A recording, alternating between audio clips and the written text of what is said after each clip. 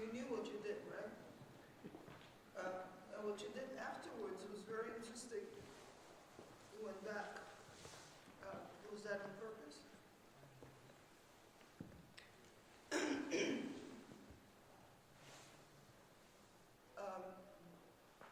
The interesting thing is that you played the recap twice, but you didn't play the development.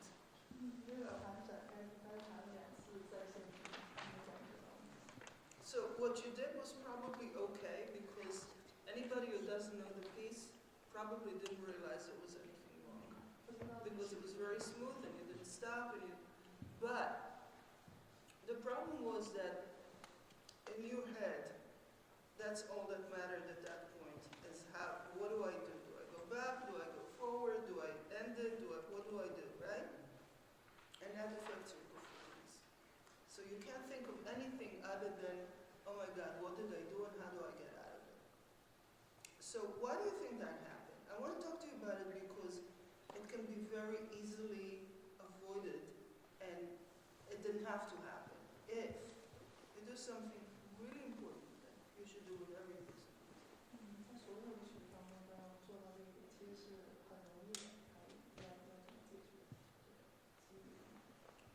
Do you know what it is?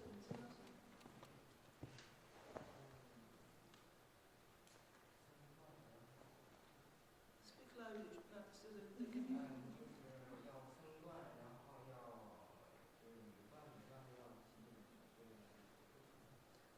He said you can divide it into different sections and then remember every single sections. No, see, that's the problem. That he has sections in his head. It's the connection that is the problem. 连接，这是一个问题，而不是只记每一个 part。You know, every piece has forks in a road. There's a part that you go that is the same, and then the first time you go this way, the second time you go this way. And sometimes there's a third and a fourth time, and each time it goes a different route. You have to realize where those forks are. You have to identify them. You have to know up until where is it exactly the same. Where does it change?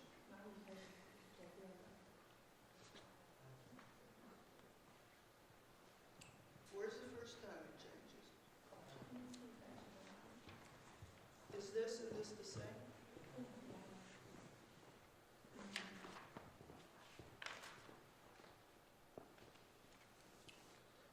Play this.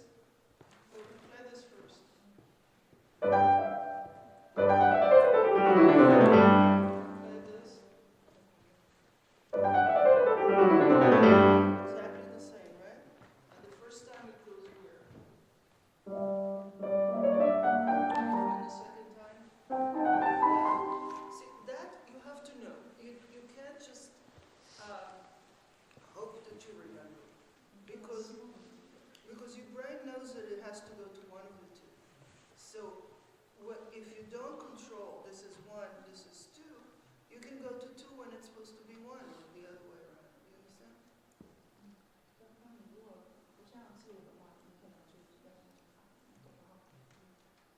And the difference is what? When these forks happen, what is different between one and two?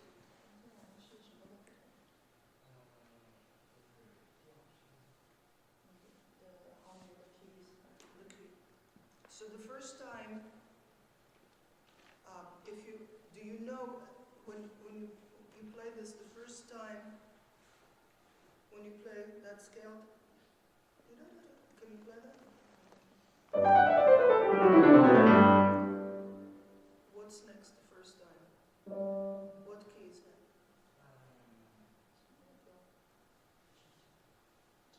G minor, right. And the second time? C minor. And what happened here, what happened to you was here because you went to the second time. So you need to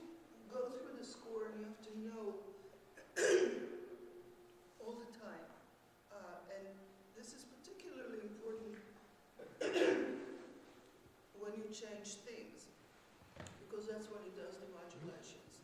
Because the structure of a Beethoven sonata is very cut and dry. It's very easy to figure out, but you have to remember what happens every time.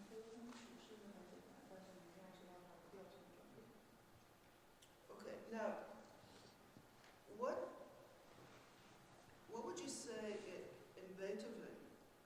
You know, we have basically three different musical elements. We have melody, we have harmony, and we have rhythm. And those are the three basic elements that music is built on.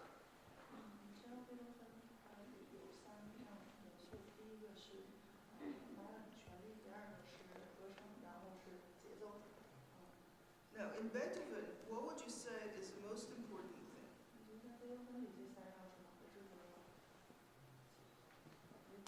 Rhythm, yeah. Very good. Because the rhythm in Beethoven is what gives it this kind of character that makes it so universal and so equally respected by every culture and every generation and every century. There's something very powerful in his rhythm that makes it Beethoven.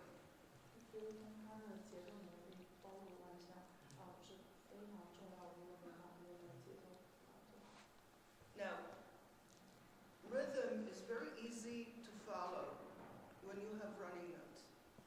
When you have and you have the da and lift that. Easy. When is it not easy?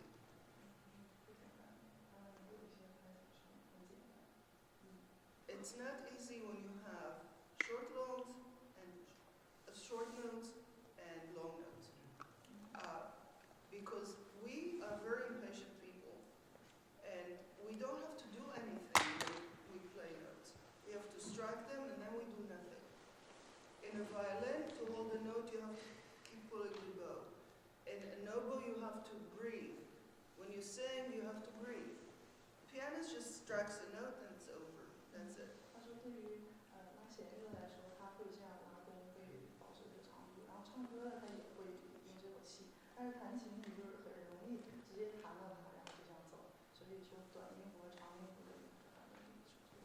So if you don't feel the fact that when you strike the note, it's not over, something's still happening, then you lose the rhythm.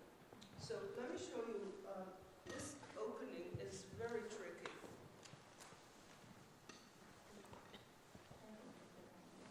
Because it starts with a half note, and then you have 4/16, and then you have this, and then you have 2 beats of rest.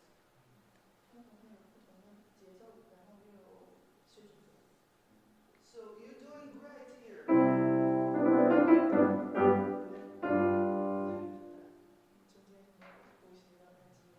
So you do 1, 2, 3, 4, instead of 3, 4, 1.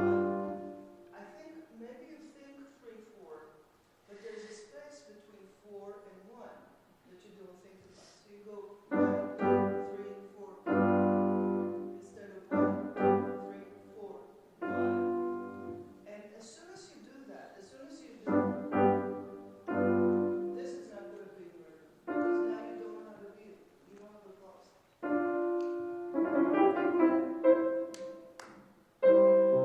So by the time you play the 5th measure, the tempo is like this. So it's important to remember that in classical style, and that's Mozart, Beethoven, Schubert, what's really important is the length of the long note. The long notes are actually slightly longer than the short notes. So if you do this, then the rhythm is wrong. But if you do this, that's wrong also, but it's more right, because this is longer, not shorter. If it's slightly longer, it's okay. Same thing here.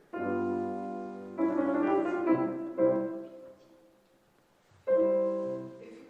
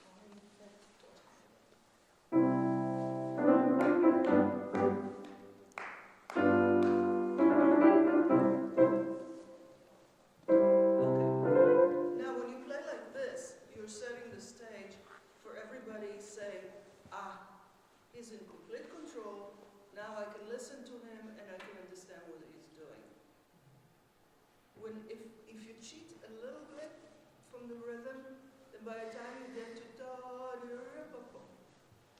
everybody's, I feel like I'm on a boat instead of in firm ground.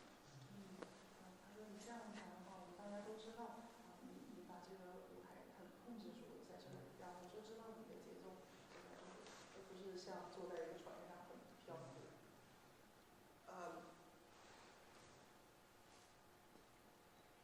When you get to here, which hand is more important? Left hand, right. So can you play it and lead from here when you go?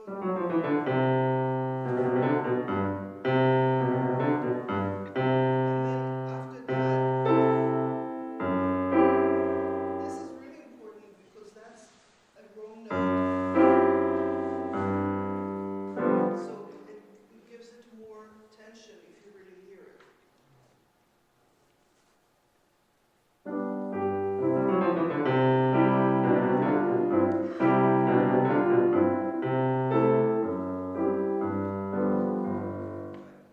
Even more. A little more on those accents.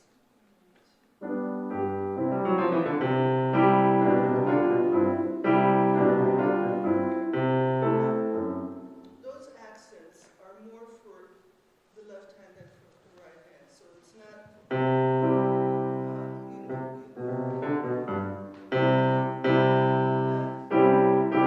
this, but because you want to hear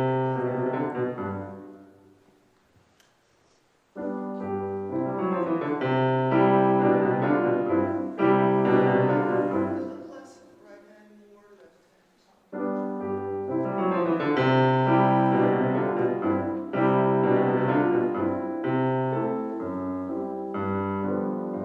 Okay. The difference between these are quarter notes and quarters rests. These are long notes. So those because if you don't do that, then you don't hear the, you don't hear that. So the left hand is longer than the right hand.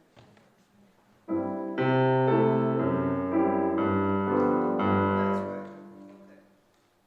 And thank you for not fiddling, not playing two notes slurs here, which everybody does. Da, da, da. It's So you did that very well. Thank you. Can you play from here?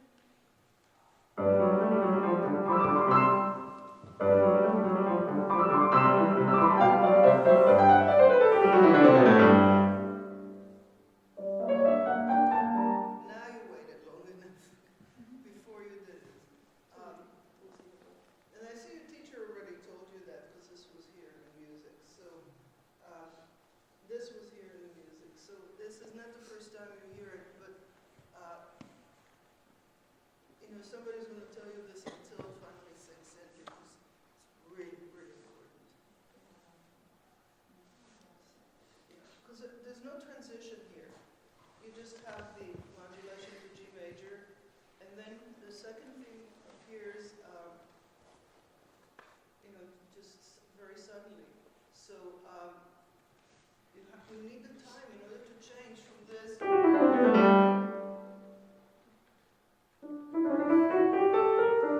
it's so different, right?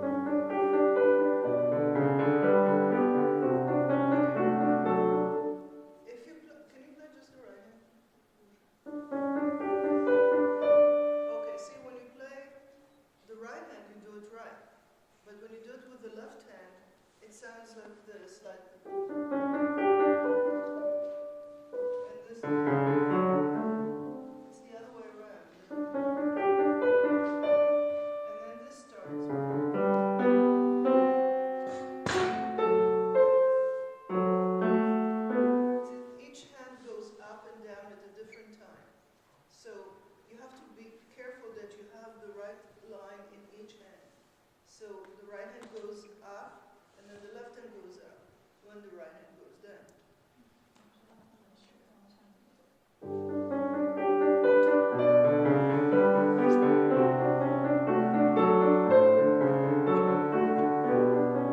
That's right. And then you have a longer line, right? So the structure here is 2 plus 2 plus 4. So this is a two-measure phrase. Another one. And then you have 4 measures. So you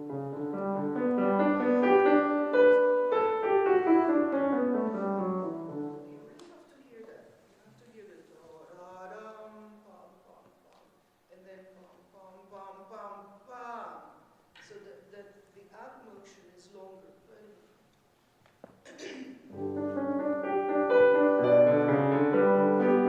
it's still piano. It's not really forte.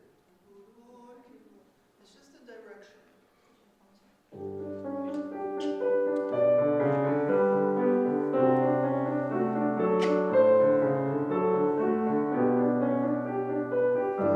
And then more crescendo.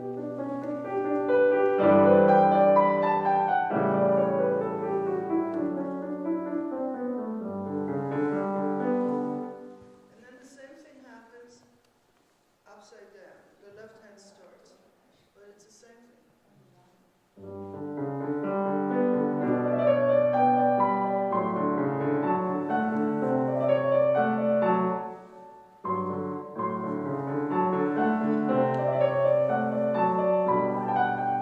Yeah, you're making the mistake of thinking that every time there's an ornament, that's the most important part.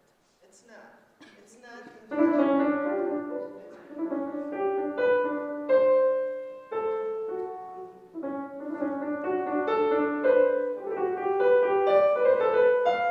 Maybe this one is because of this, but the others don't accent them because you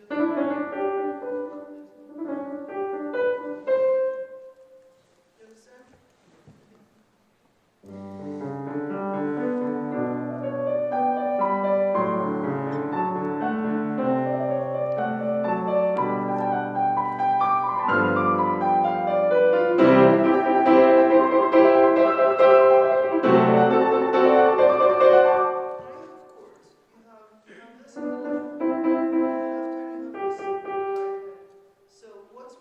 What do you want to hear more? This? Right?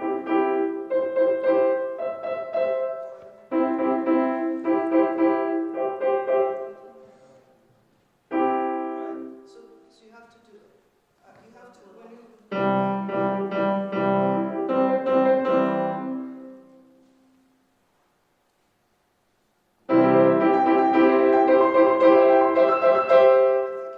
Is too loud. Your right hand can't match it.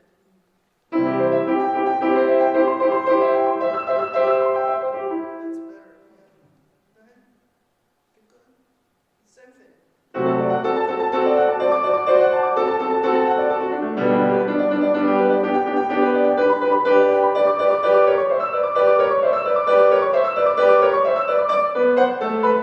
Then you can follow the line. Otherwise, the line becomes it just becomes chords. You just, but you don't hear it.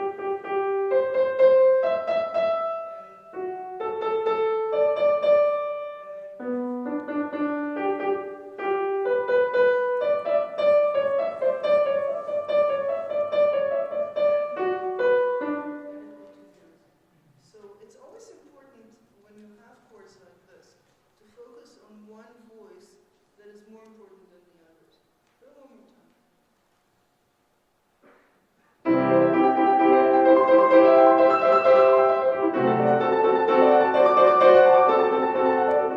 wish I could tell you how much better quality you produce when you do that.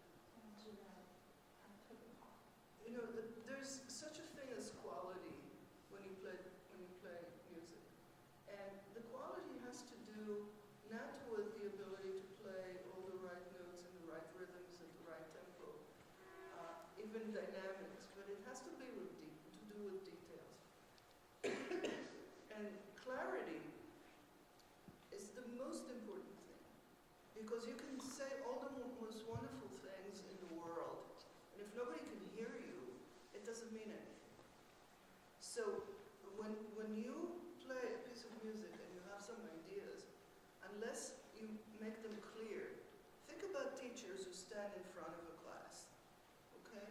and they tried to explain a very difficult math problem.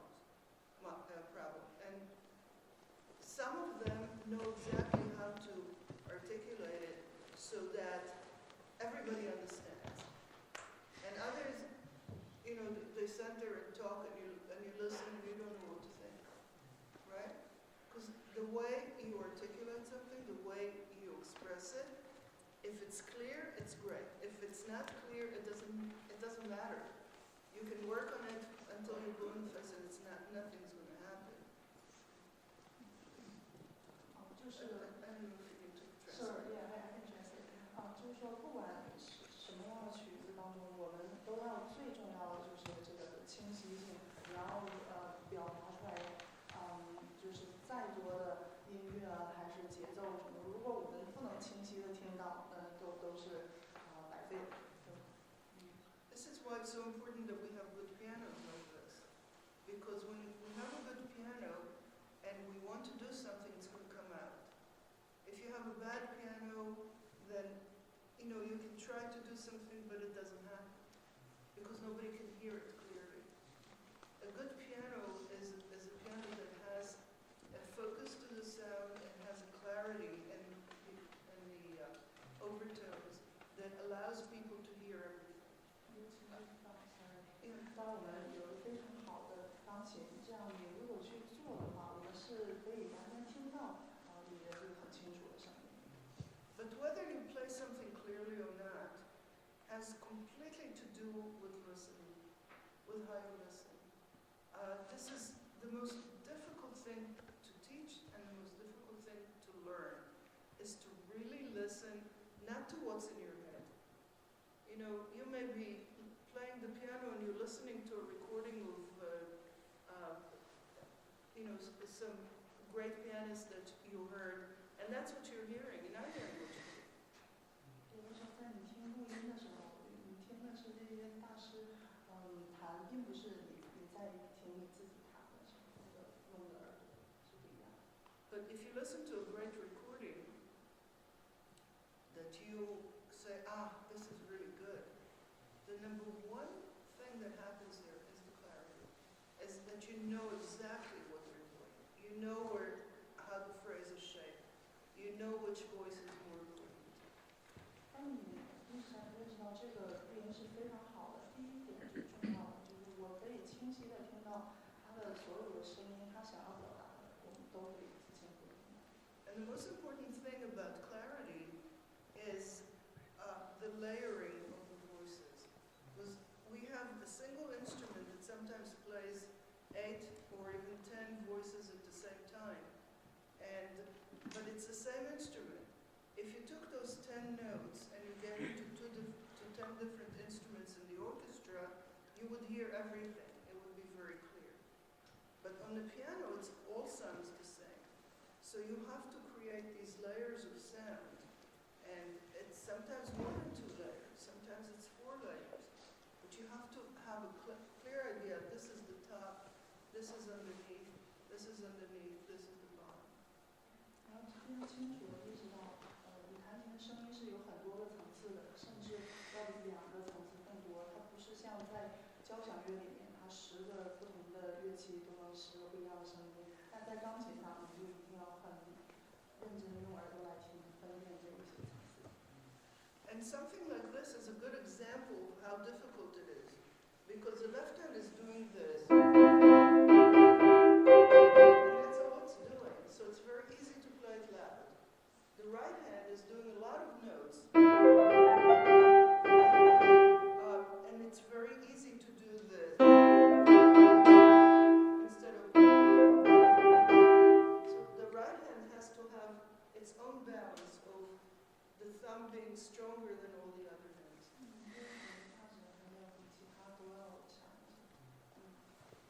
So it's really important that you listen to everything, to know what you want to play. Can you play for me? Right.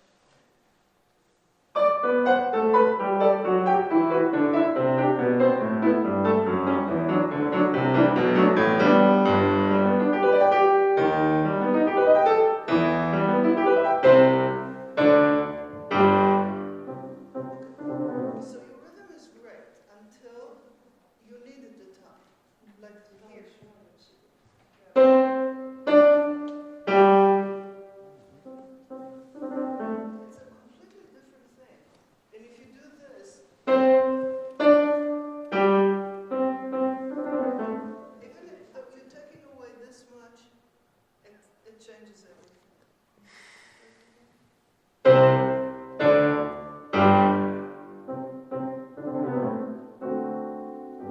Okay, can you play this chord? Ah,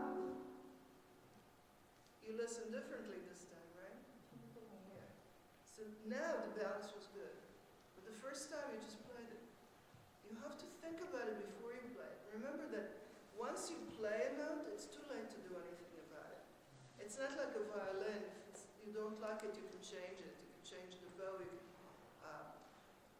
You can change the vibrato. You can change things. Piano, once the hand goes down, it's finished. So you have to think about it before you play. 当你弹琴的时候，我们不像这些弦乐，它之后你拉完之后还能改。但是你在弹琴的时候，你弹下去之后再改任何事情都来不及，所以一定要在它之前想。So play from here again.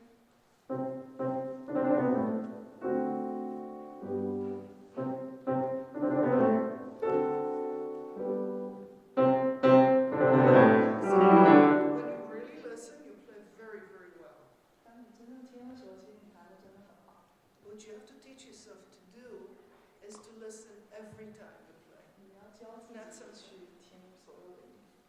Even when you're thinking about how am I going to get back to the recapitulation, how am I going to play this, how am I going to not make the movement too short, you still have to think about, or you have to practice that way. And if you practice that way, you won't play any other way.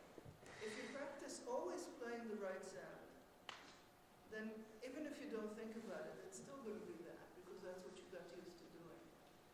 当你练习的时候，你一定要注意每一个音质都是好的啊，这样我才能保证整个曲子它的都是质量好的。If you practice with the right rhythm, if you go then you'll always play it that way. You will never play 当你练习的时候是按照对的节奏，他所说的对的就是稍微等一下这个节奏，那么你整个都会弹的是对的。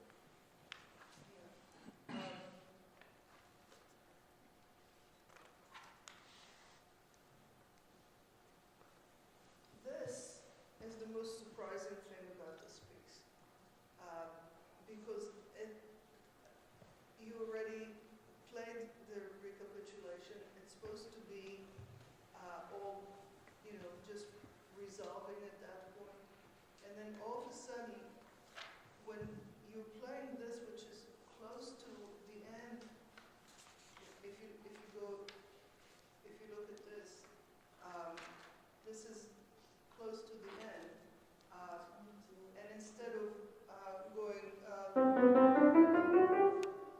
which he delays, you have an A flat chord in the middle. So you have to think about two things. First of all, you have to set the stage so that people expect a surprise, because if you don't expect the surprise, the effect is very different.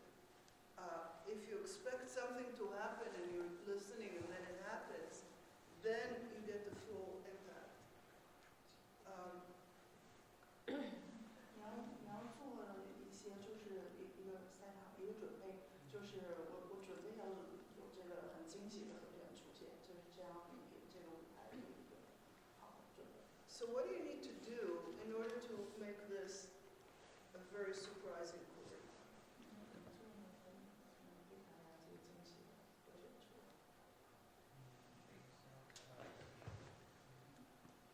No, I think the other way around, because I think you need to come up. You have to feel like it's going somewhere. Because all of these things are...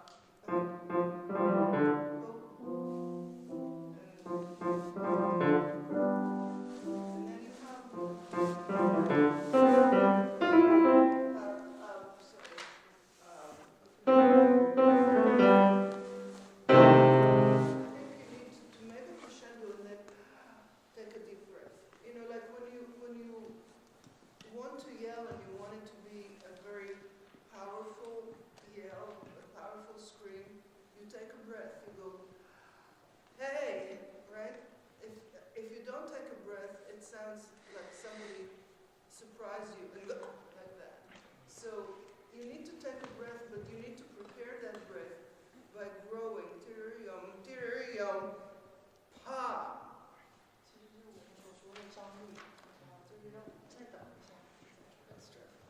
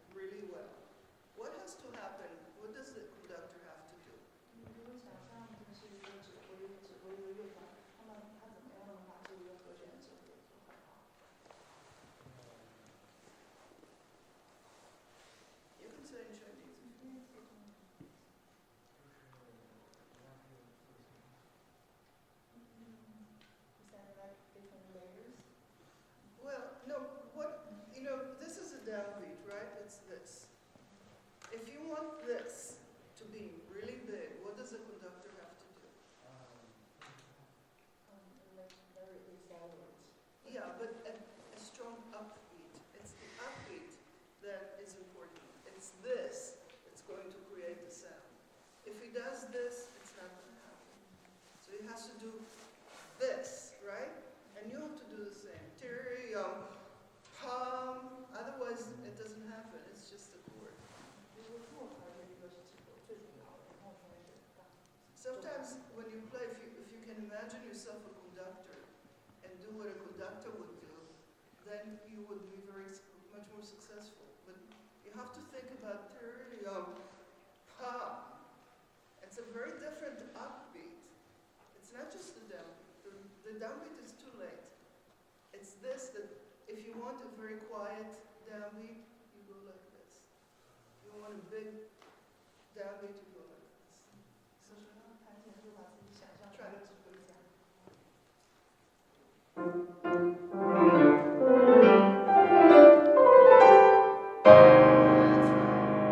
Now it has the impact, okay?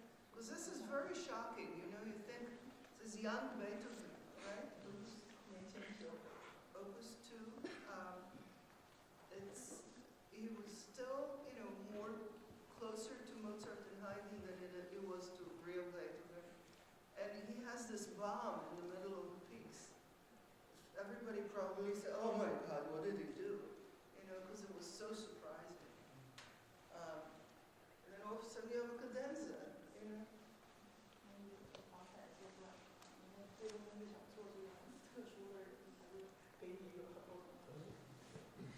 So this is like a bomb that fell, right?